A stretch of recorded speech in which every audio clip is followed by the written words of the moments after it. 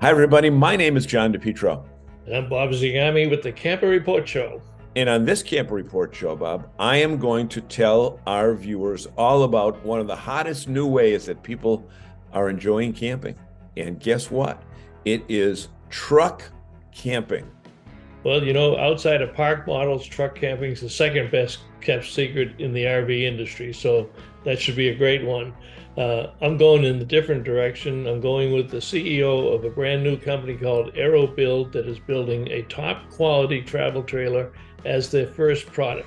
And unlike the average cost of anything in the industry today, their first one is coming out at over $100,000.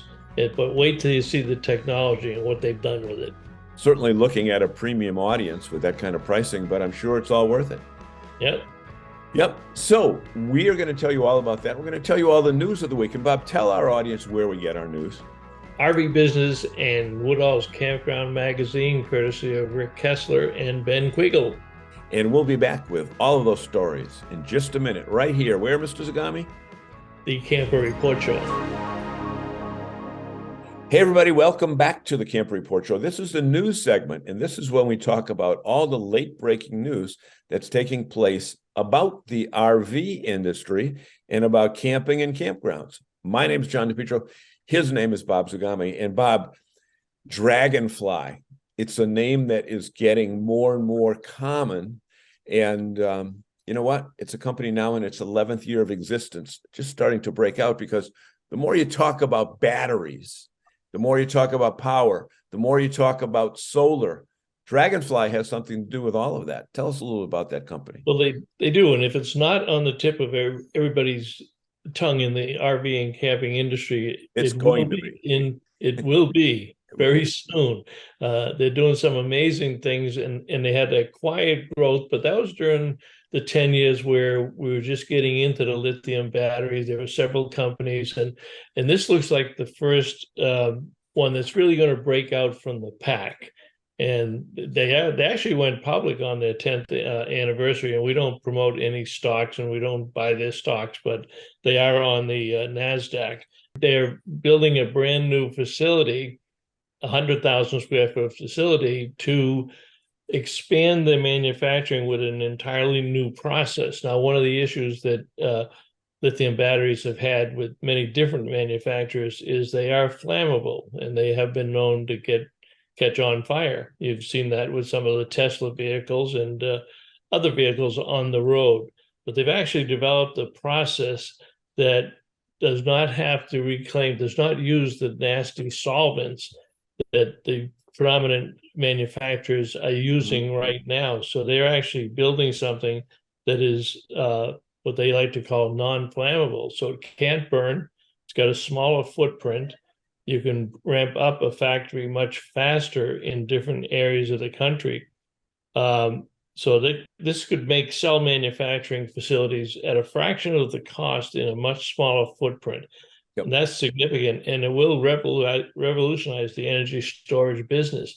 Yep. And this is a major announcement, and I think you're going to see a lot more about it and as they go. And right now, a lot of the OEMs in the RV industry are using the Dragonfly products. And there's absolutely no question that advancements in technology in batteries has just been really at a warp speed in the last couple of years. And so much that a lot of what we're talking about has got to do with the back end of these units. And that is really where the power usage comes from when you're looking at heating, air conditioning, refrigeration, et cetera. It's all battery based. Well, and all of the experts, and of which we are not, but all the experts in this industry have said that it's going to take major investments in the United States to manufacture these batteries. A lot of these batteries come in from China, and we need manufacturing in this United States that can be controlled. And this looks like the stepping off point to see a lot of other people, and they, with the ability to put up a manufacturing facility at much less cost, yep, they can certainly expand their process. So this might be that little bump that the industry knows they need, batteries manufactured in the United States, and with a company that's already got a 10-year, 11-year track record. Yep. So that's the name Dragonfly. Listen to it, watch it, because you're going to be seeing a lot more with it. And speaking of options on what to do, there's a new book coming out called Where Should We Camp Next? And it is very interesting because it is really state and national park focused. Talk about the authors, and a little bit about the content of this book, which will be out soon. Be out in April. Yep. Stephanie and Jeremy Puglisi, who we've had on our programs before. And the actual title of the book is Where Should We Camp Next? National Parks. Because what has evolved, they've done several other books, one of which was Where Should We Camp Next? That was the first one. They didn't write that with any intention of having a series of books, but that particular book is actually selling better now 2 years after it came out than what anybody expected. So the publisher said, well, what can you do next? And they decided they'd go to use the same theme, but add national parks. So it's a book all about national parks, which is it's quite a challenge. I mean, there's 62 national parks. I forget how many national business units there are, and they had to select from that. And the basis of it was which of these facilities had the best camping around them. So it might be a great national park, but it may not have great camping. So it was all about the family, because they go out 80. They themselves have been to thousands of campgrounds, and they've been to 80 last year, and they got 3 kids. Yeah, and the amazing thing is, many times the areas surrounding the parks are treasures in themselves. I know Park City and Jackson Hole, Wyoming, are all somewhat close to Yellowstone. And Yellowstone's camping capabilities are somewhat limited because they were built so long ago that you can't get the big units in there. I know when we drove through it a few years ago, I said, I'm glad I'm doing this in a car and not a 35 or 40-foot motorhome. So, that end of it. So what they did, so it's the National Park Service, which has 62 national park sites, but there's 500 national park units, and that might be something like Mount Rushmore. It would be like Old Ironsides in Boston. So camping around it may not even be in a national park, but it's a part of the National Park Service. So they've had to really do their homework and narrow it down. But that was the primary basis for how they selected, because the goal was to have at least one in all 50 states. And they even have something in there for Hawaii. So you may not take your motorhome to Hawaii, but if you get over there, you can still go camping. Yeah, exactly. And, speaking of going camping, another big phrase that's out there now is get out there. Get out there. Put down the devices, turn off the TV, let go of the internet, and get out there. And our friends at KOA have a very interesting opportunity out there that people who are watching this show can apply for and maybe get a grant. They started this program in 2018, and it's the Get Out There grant. And they provide grants to people. You have to submit, and you can submit before March 31st of this year, and you get awards up to $5,000 to make dreams come true. And it may or may not be related to camping. They've had dog sledding in Minnesota. When was the last time you went dog sledding, John? Next topic. But you know what? I'm told that if you're in a nice RV with heat, you can watch the dogs go by. Or turn on TV. Yeah. Exactly. They had a grant for folks that were connecting with family history in Michigan's Upper Peninsula, and then another one exploring the West via an RV after an early onset of Alzheimer's diagnosis. So that ties back to our Do It Now tour last year. Yeah. And KOA is saying not only do it now, but get out there and submit a request. It's open to residents of the United States and Canada. And it does not have to include camping for consideration. So check that out, and we'll put the URL address down below so that you There you can go, right there. sign up and So have many that. things. So busy many things week. going on. Busy And, week. busy week, and weather's, depending upon where you live, the weather is either getting worse or getting better. But you know what? This is the time of year that people really start thinking about making their campground reservations. And we should tell people, do not delay. We've got more and more new campers coming into the fold. We say it every year, and we mean Yep. it just as much every year. But you're Yep. right. Yep. There's a lot of campers out there, and you better be doing it right now. You better have those directories out and the maps and screening the on-site websites and checking it all out. And a good place to check it out would be RV-Lite Campgrounds, which is sponsoring our Camper Report show. Yep. We're on the same channel, so check out RV-Lite Campgrounds and find yourself some great places to stay this summer. Right. And do it now. Do it now. Because you never know. You never know. So with that being said, we want to thank our friends at RV Business and Woodall's Campground Magazine for providing the content that we use on this show. And stay with us, because we'll be back with 2 great features right here. Where, Bob? On the Camper Report show.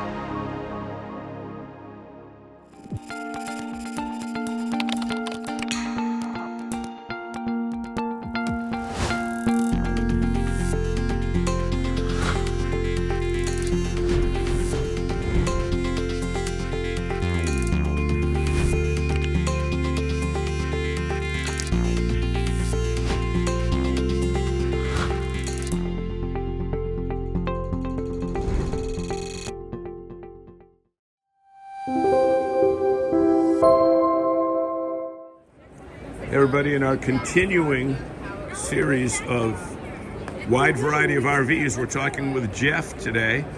And Jeff, you're going to tell us a little bit about truck campers and why they are a great value and why people buy them. You've got one right behind you. Tell us about that. Well, this is a Real-Lite truck camper. It's designed to go on the back of the truck. You can, as you see here, put it on the ground and still use it. It's got an awning off the back and the front, ladder for the roof, refrigerator, bed up in the front, living area back here. Let's go in and just see. It is designed for taking it to the beach, taking it to the outdoors, going where a travel trailer fifth wheel cannot, or even your motorhomes. Okay, and that is, people think these are designed for one person. That looks like a queen size bed there. It is. This is a couple's coach. You've got the skylight in the front and the shade that goes down, power vent, so if you're off the grid and don't want to use your air conditioning, Yep. you can actually run that and get some temperature change. Okay, so Jeff, this is not really roughing it, because when I look up, you've got air conditioning, you've got a gas stove, Sink, you've got a bathroom. which we'll get into in just a minute. You got a fridge here somewhere, I'm sure. Yep, right behind you. Okay, and this dining area, does that fold down into more sleeping? It does. This flips over, but only fits somebody about 4 feet long. It's designed for children. But if you got kids, Yep. you can. It's designed to sit 2 people side by side, sit down, have a cup of coffee, breakfast in the morning, dinner at night. Most of the time you're spending outside. A lot of people get the truck camper because they can still tow their boat and do their water sports, tow their boat, fishing. their kayak, etc. Kayak, exactly.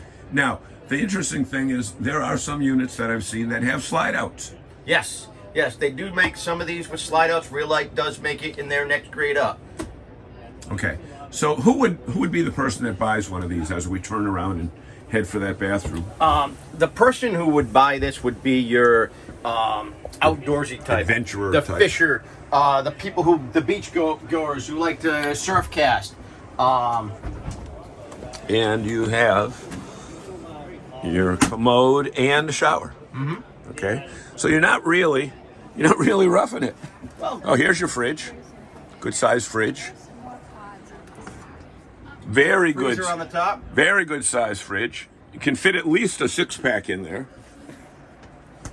I'm sure you can manage more than that if you wanted to. Okay, so ballpark of what these go for.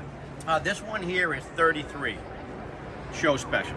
Okay, and when you're looking for them, what are some of the features that you should be looking for, because there's such a wide range? Well, realistically, you got to figure out which pickup truck you have. They actually design them for, depending on the truck camper, 5-foot beds up to 8-foot beds. Okay. They're designed for compact trucks up to 1 tons only. So if you're getting a slide out, you need a 1 ton only. And a lot of times you want that dually so you get the extra stability in the back, and that way you don't need to worry about airbags. Okay.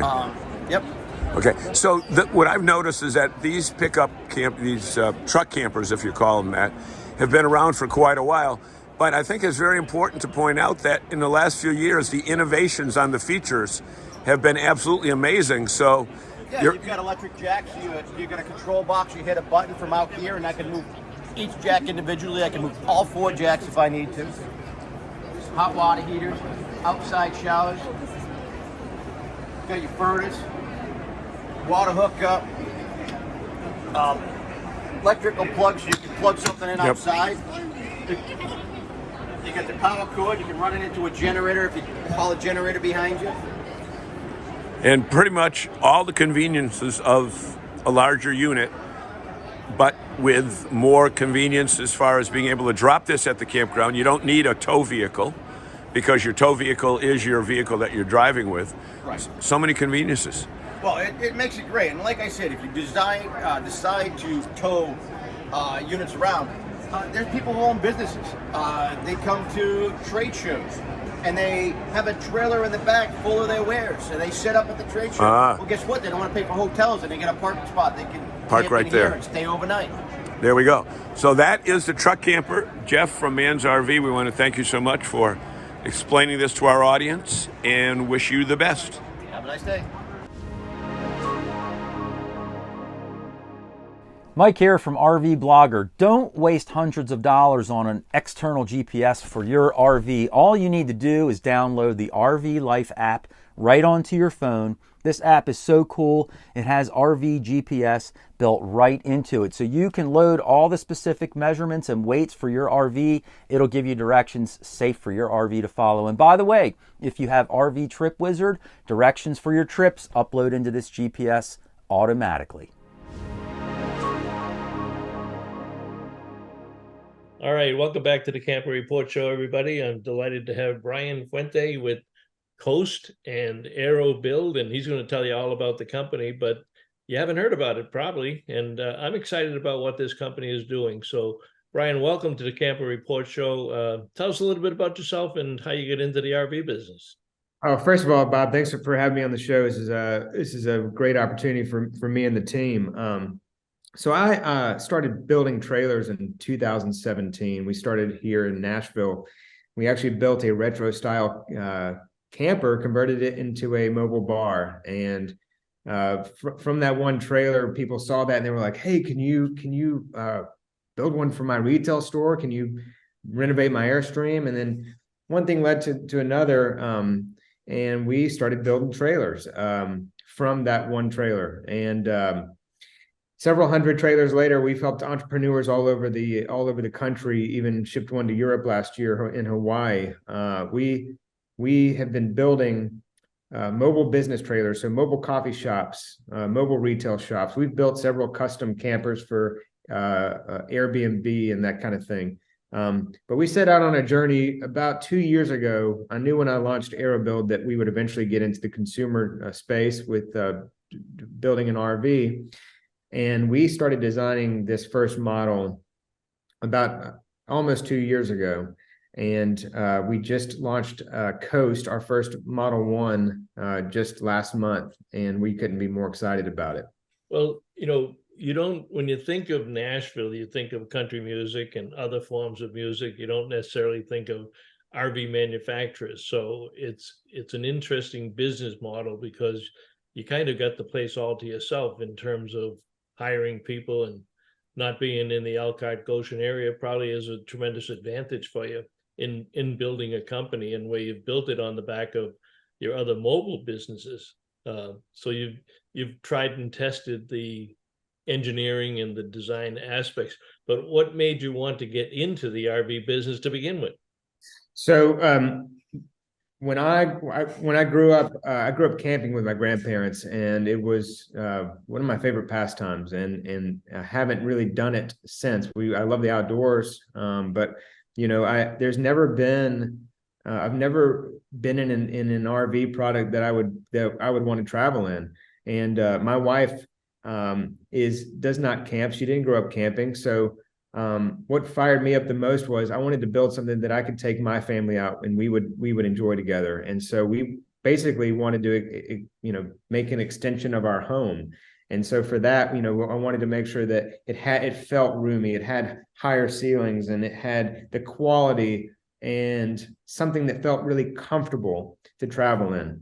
And so that's why we got into this, to also because of our expertise in trailer manufacturing. I just knew I wanted to do better than what's out there, and for that, that's what we did with Coast. Well, I think it's a great idea, and I think you'll be very successful in the sense that there's always products for every segment of the marketplace. And 80% of our industry is towable products, but they're in the low to mid range, and we have luxury products in certain categories. And you'll be unique in the luxury aspect of the travel trailer. It's not an inexpensive unit, nor should it be. I mean, I haven't physically seen it, but in talking to you and reviewing your specifications and looking at what you've created, there isn't anything in that range right now in the marketplace. So how is the receptivity when you approach people either through shows or your own marketing efforts when they find out that there is something like this on the market that they probably didn't expect to find? Well, it's interesting. So we actually just did the Nashville RV show a couple of weeks ago, and it was our very first show. And just the reaction we got was just incredible. As I watched people walk inside the unit, you could see their eyes just, they were like, okay, this is different. This is a quality unit. That's all I heard the whole time. It's a quality unit. It's unique. It's advanced. It's sophisticated. And I think it was definitely the talk of the show. And also people were intrigued by the fact that we were building them here in Nashville. And so it's from a pricing standpoint, this thing is built to last generations. It's not built to last a few years. And I made sure that we spared no expense on that. But Bob, we've really put almost no marketing into this, and we've had, I don't know, 25, 30 blogs, both nationally and internationally, that have written about it, and it's considering it one of the most innovative products of the year. And the organic traffic we're getting and the pre-orders that we're getting from those great blogs, I mean, it's really incredible. So we haven't even really marketed this thing yet. So it's kind of for itself. That is interesting, because like you say, people recognize the quality right away, and you didn't fill it up with traditional RV suppliers, right? The name brands that are in those 80%. You did a lot of homework and a lot of intelligence. Tell us a little bit about the team, because this is very unique for a small company, number one, but you have a clear vision of what the product should be. But tell us a little bit about the team that is that creative, that understood and did enough research on the marketplace to say, we want to build something different. And a lot of people want to do things, but you did it. You put it to paper, you engineered it, and you're delivering it to customers. Yeah. So one of the guys that helped me design the first mobile bar we built is named Taylor Mallon, and he's an architect, and he's designed several custom units for us over the past several years. But he's just an incredible designer. And we flew him in here to Nashville, and we probably designed, I don't know, 100, 150 different layouts. And I was at one point, I was like, okay, we got to stop. We have to commit. And so we finally dialed in this design, and he and I worked on it for months and months and months. And then we started, we built, the team started to build the prototype, which was just built out of stick frame construction on the floor, not on a chassis. So we could verify, like, we walked in the unit, we'd say, okay, let's move this an inch this way. Let's move this a foot this way. Let's put this refrigerator in here and see if that works. And then, oh, wait, I just made a connection with Smeg brand appliances and let's see if this works. So the R&D process to develop this was pretty wild. We literally spent thousands and thousands of hours to create this first model. Okay, and we should I don't think we've covered this yet, but we should clarify the mechanics of what you have built. This is an off the grid or boondocking and type of unit. There's no propane. Tell us about the concept of the nature of the RV. Yeah, so with as far as the technology, the solar and the lithium, you've got nearly 1,400 watts of solar panels on the roof.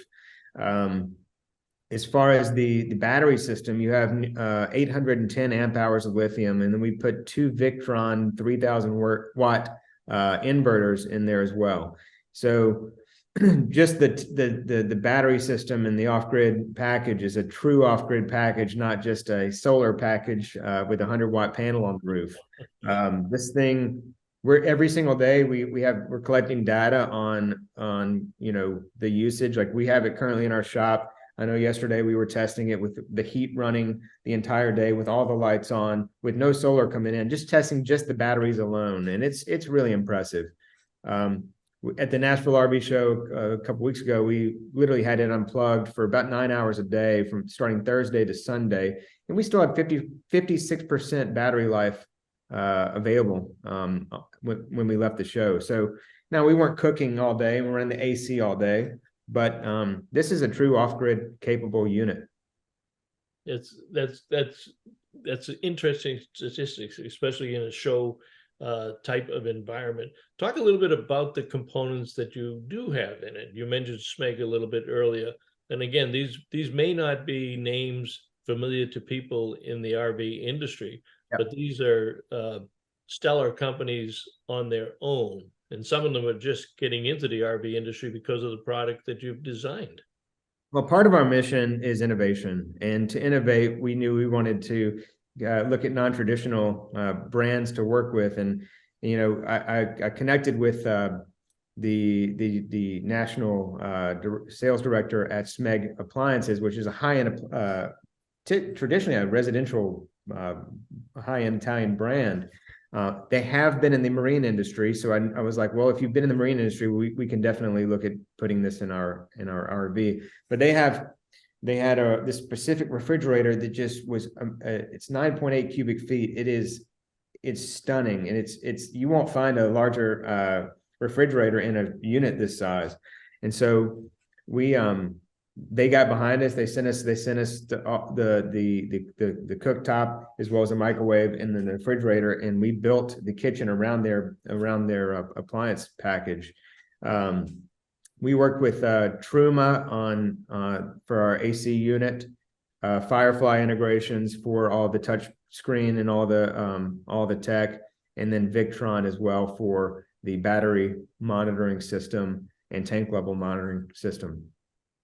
Talk a little bit about your distribution and your sales plan now that you're in production, you're getting these things out there. How do people find you and buy one of these? So right now we are a direct consumer company. We are